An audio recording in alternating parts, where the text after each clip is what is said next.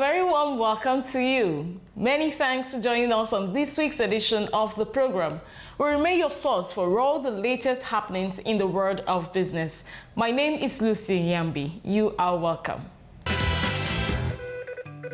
On our lineup this week, first, we revisit our exclusive session on the CEO Rendezvous, where Faith and her guest, Professor SEGUN AJIBOLA, a professor of economics at Babcock University, Ogun State, discussed the current state of the Nigerian economy, a critical look at our fiscal and monetary policies. In the course of that interview, Professor AJIBOLA faulted the anchor borrowers program of the CBN. As always, many criticized Prof for his views. However, recently, the International Monetary Fund, IMF, made a sterling revelation that 76% of the Apex Bank anchor borrowers loan were not repaid. Daniel has come to judgment. Let's take a listen at what Prof said last year. Central Bank of Nigeria introduced that novel program, anchor borrowers program. The central bank itself is not equipped to monitor what is happening on the field. It doesn't have it's banker to government, not banker to consumers and to retail end of the market. So, for such a program, as novel as it is, they will need, and that's why I talked about trained agricultural officers before. They will need those who can help the farmers monitor progress, provide advisory services, provide the skill sets to be able to deliver accurately. Interesting. On this edition also, we will bring you highlights from the 2023 Vanguard newspaper economic discourse that was held under the theme, Taming Inflation and Stimulating Growth, the place of fiscal and monetary policies at the Civic Center, Victoria Island. Keynote speaker was Mr. NIYI YUSUF, Chairman, Nigerian Economic Summit Group. It was a well-attended event. Let's check out excerpts.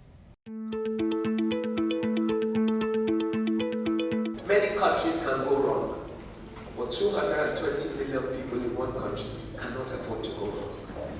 A country that is the largest black nation in the world and that God has given everything that it needs has no excuse for going wrong. I hope we all have our conversation today, but that when we're done, we all go home and make up our mind that no matter how little your part is in this, we cannot continue to do the same thing and expect a different result. We will be all very foolish.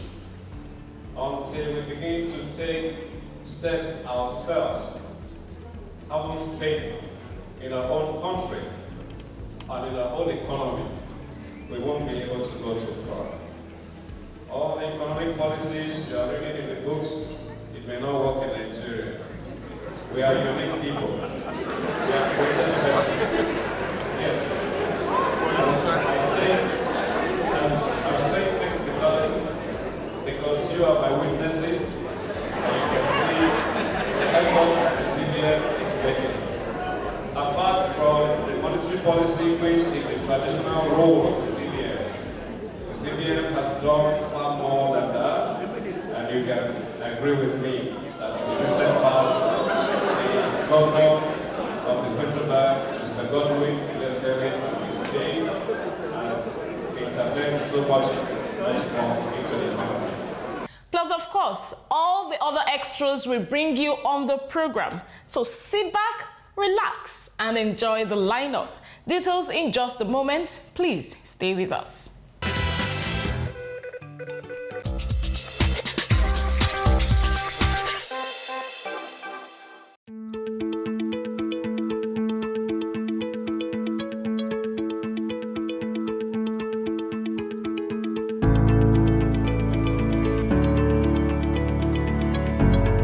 We've been talking about diversification of this economy. In fact, I can't begin to mention some of the ministers that have come to say, oh, we need to diversify this economy. And we are still talking about it in 2022. I don't want to be pessimistic or be seen as being pessimistic. 5 years from now, we'll still be talking about diversification of this economy. But in real terms, what would you say is the reason why we have not been able, as people say, sometimes finding solution to your problems will be the first step will be to even identify the problem. Okay, for us, it's pathetic because we've identified our problem, but finding solution to it is like it's defying all odds. So I want to say, what would you say is the major reason why the Nigerian economy has not been diversified to the extent that we want, that we are not over dependent on this petrodollar that you talked about? Let's first of all put things in perspectives. When we talk about diversification, we are saying that we should cultivate relationship with all the segments of the Nigerian economy, where we can move away from that monolithic problem of, let's say, oil and gas. So we have to look outside that main source of revenue for Nigeria, which is oil and gas. Then we are talking about agriculture. We are talking about the manufacturing segment. We are talking about the service industry. Let's talk about that, because we are talking about what have we done and what have we not done. Let's talk about agriculture. We've tried a lot. Central Bank of Nigeria introduced the Anchor Borrowers Program, Yes.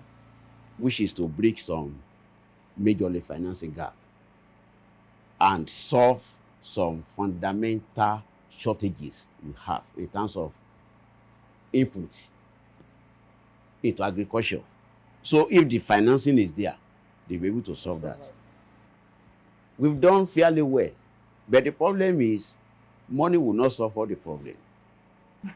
And that is the problem. So we are now talking about how have we fared in agriculture, Yes. as a critical segment of our national economy, and that can take us far away from that monolithic structure. We still need to look at some other things away from just providing funding for the agri. Agriculture is a highly specialized business, specialized vocation.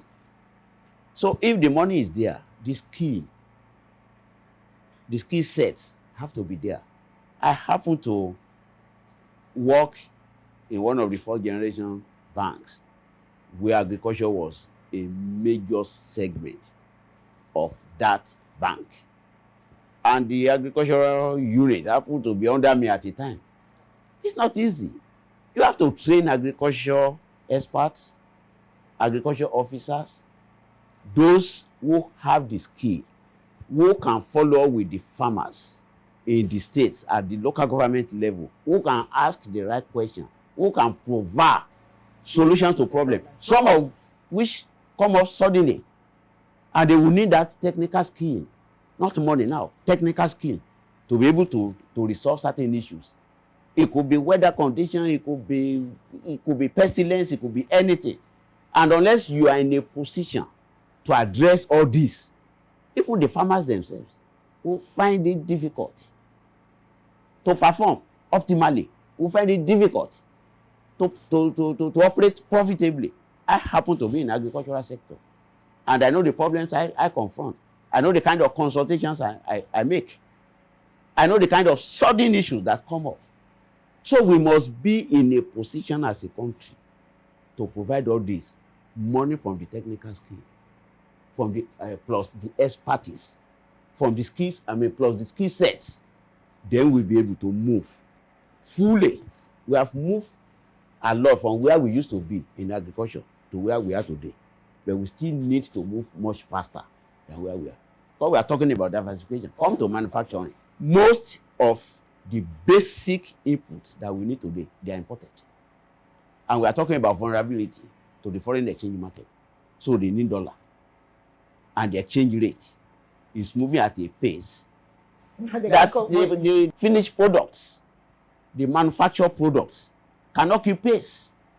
Because there is limit to what consumers can pay for these basic products. So if prices continue to increase, it will get to a point when there will be consumer resistance. And the various products will just be there. And they'll be looking for alternatives here and there. So we need first of all, to pursue this program of import substitution so that we'll be able to substitute some locally made products for the manufactured ones. At that rate, we will be able to save or to reduce our exposure to the foreign exchange market and our exposure to imported raw materials. The slogan has always been there: produce what you consume, consume what you produce. We need to pursue this more aggressively. Then when we talk about the service sector, let's look at even some other countries of the world. Singapore, for example, has no natural resource of any type. It's information technology and other service-related products that they export to the rest of the world. It's one of the fastest growing economies in the world today. That's Singapore. And we have some other economies. Yet they don't have half of our population. They don't. We don't have. They do. They don't. And we have some other countries. We used to be at the same level of development before, but because they were able to diversify away from that monolithic kind of structure, they are far ahead of us in terms of the level of development. Talk of Malaysia, we talk of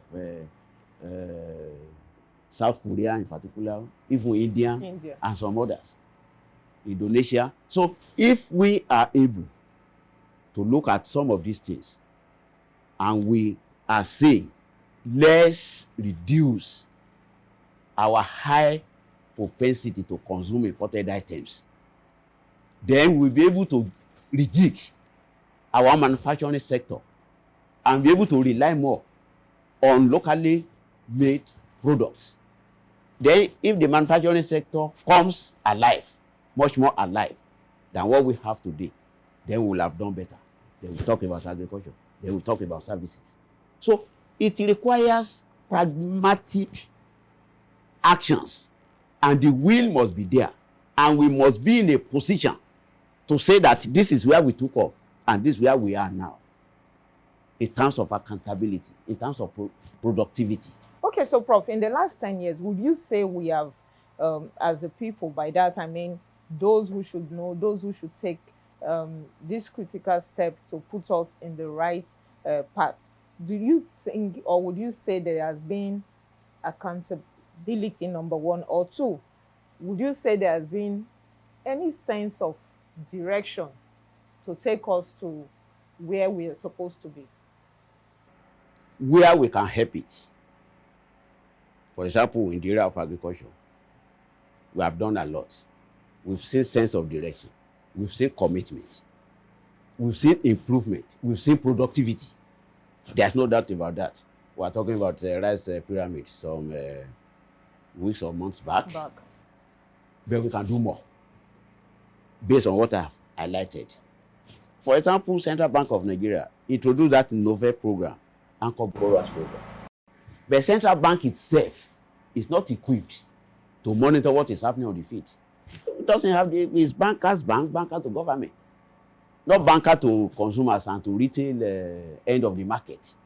So for such a program, as novel as it is, they will need, and that's why I talk about trained agricultural officers before, they will need those who can help the farmers monitor progress, provide advisory services, provide the skill sets to be able to deliver accurately. Would you say because those who have the skill set to monitor what the farmers are doing that are not there is part of the reason why some people are of the opinion that in terms of assessment of the CBN Anchor Borrowers Program, that they've not seen much impact given the current state of high food prices and all of that. And a lot of people have said, so where is the rice pyramid? Where all those money that have been lent to farmers? What is the impact on the economy right now? So I just want your thoughts on that. Would you say that is the reason why some feel the current state of our economy is not reflective of the volume or quantum of money that the Apex Bank has pumped into the agricultural sector by the way of this Anchor Borrowers Program? I don't have some data available to me, so I don't want to make spurious remarks. But definitely, we've seen improvement. in agriculture. And one of the reasons why we've seen that improvement is that funding that used to be a major problem has been fairly removed. I say fairly, not totally, through the initiatives introduced not only by central bank, even by the orthodox banks, and even by other schemes and activities of government. Nobody will take that away. That improvement, that success, as modest as it may be, nobody will take that away. But there's always room for improvement. So, my comment is, what other ways could we improve what we have seen today as progress from where we used to be and where we are today? And that's why I was making that suggestion that we could beef up the level of productivity by providing further assistance, especially in terms of human resource, in terms of monitoring, in terms of other things we could do to help the farmers on the field. And I introduce myself as one. So there's always room for that improvement. And in practical terms, that's why I have offered some of those suggestions as to what could be done to improve nationwide, not just any particular segment, nationwide. Okay, Prof. Now let's talk about inflation rates. This is also one of the nightmares of Nigeria, and it has gone on and on and on and on and on. What would you say is at the center of this high inflation rates in Nigeria today? Okay, thank you. Inflation is a global phenomenon. One of the former presidents of United States of America described inflation as the world #1 enemy. True. Because of the devastating effects of inflation. Inflation is just a reflection of other problems. It sums up other problems. When we talk about inflationary pressure, and we are saying every one of us has a role to play.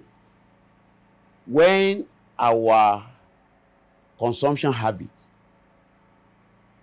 favors imported items, and we can't print dollar, we can only spend dollar, and we still must import, we will import inflation alongside. We import food, we import basic raw materials for the manufacturing sector, we import spare parts, we import medicals, name it, almost all essential items. We must spend dollar to import them. And when the foreign exchange rate is a crisis, as we have seen, due to so many reasons, some local, some global, it will reflect in inflation. And that is why our own type of inflation is cost-push inflation. Cost of everything is rising. Cost of food is rising, imported food. Cost of spare parts, cost of basic necessity, clothing, medicals, and so on.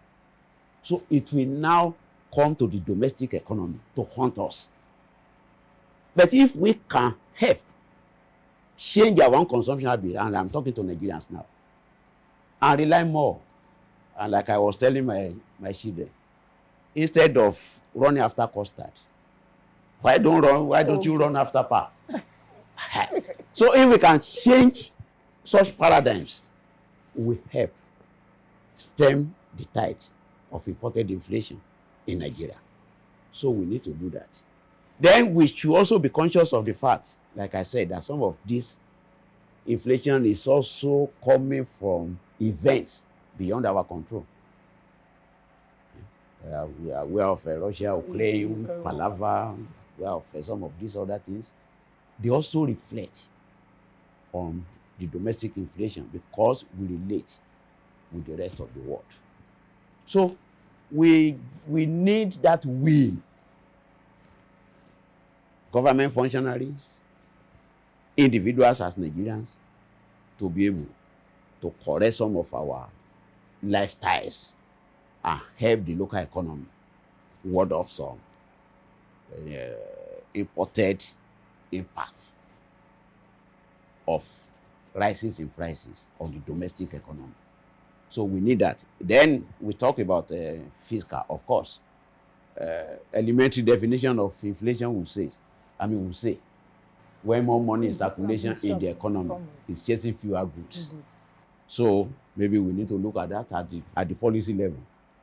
What's quantum of money in circulation, which we call money supply, either the narrow definition or the broad definition.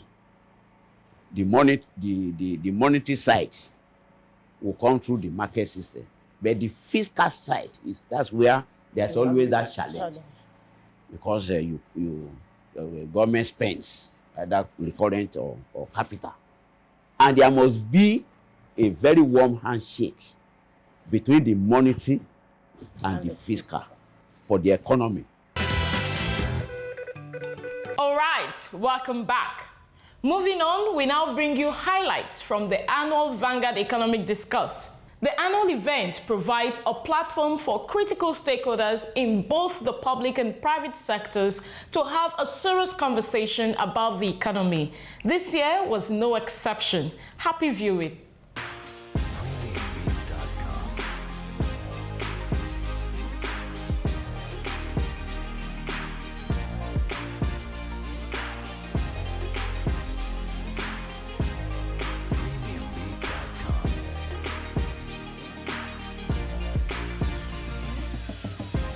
Nigeria's premier business and financial daily newspaper, Vanguard, recently put together its 2023 economic discourse at the Civic Center, Victoria Island, Lagos. The theme was Taming Inflation and Stimulating Growth, the place of fiscal and monetary policies. The annual Vanguard Economic Discourse is a platform that brings economists, policymakers, and the business community together to discuss issues affecting the Nigerian economy. The keynote speaker was Mr. NIYI YUSUF, Chairman, Nigerian Economic Summit Group, while Chairman was Mrs. AWOSIKA, Chairman and Founder, Chair Center Group. Welcoming participants to the event, Mr. GBENGA ADEFAYE, General Manager and Editor-in-Chief, Vanguard Newspaper, said that the platform seeks to provide solutions for alternative strategy to achieve economic stability. Essentially, the platform seeks to provide solutions while making recommendations for alternative policy strategies that could best achieve the nation's desired economic objectives while inspiring inclusive growth across economic sectors and segments of our society. Delivering the theme paper, the keynote speaker, Mr. NIYI YUSUF, said that government should look at better ways of collecting rather than increasing taxes. From a fiscal policy point of view, I think it's time we all agree to remove the petrol subsidies and spend that money on health, on education, on infrastructure, on things that benefit the average person. Second is we must continue to drive efficiency in the way government spends. So remove subsidies, reduce tax waivers, reduce discretionary waivers to ensure we provide a level playing field and we improve the efficiency of government spending.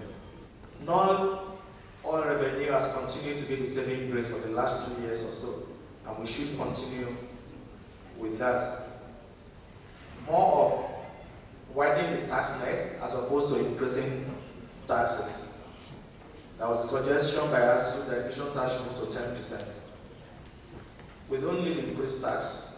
What we need is more tax efficiency in the way we collect our taxes to ensure that more of us pay.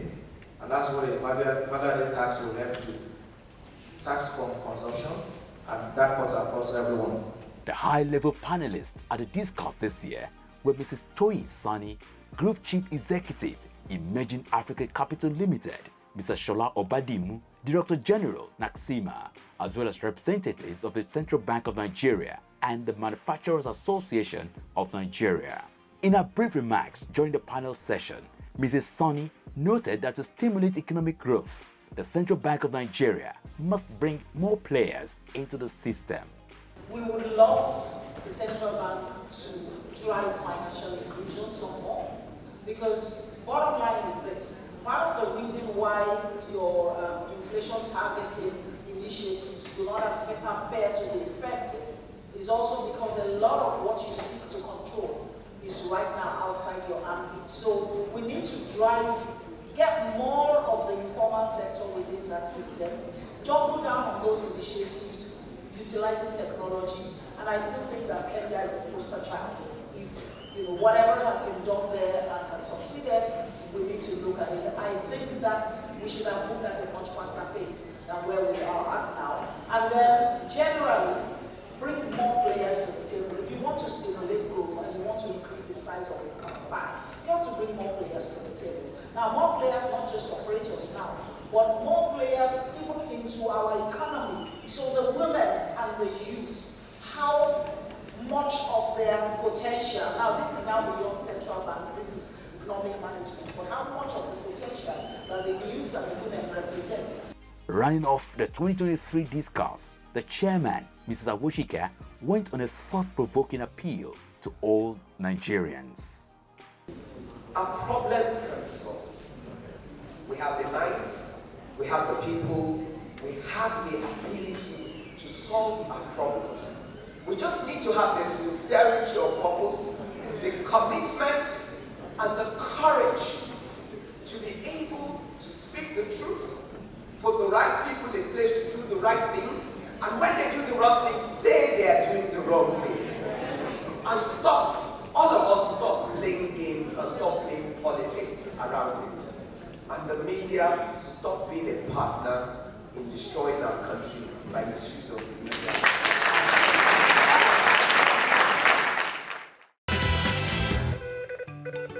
That's our time on the program this week. Many thanks for being a part of it.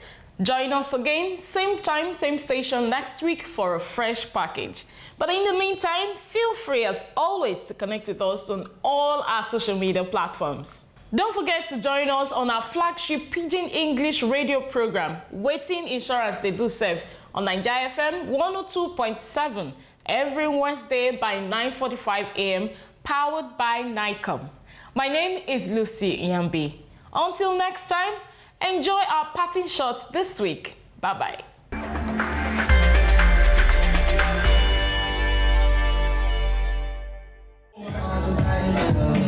Come on.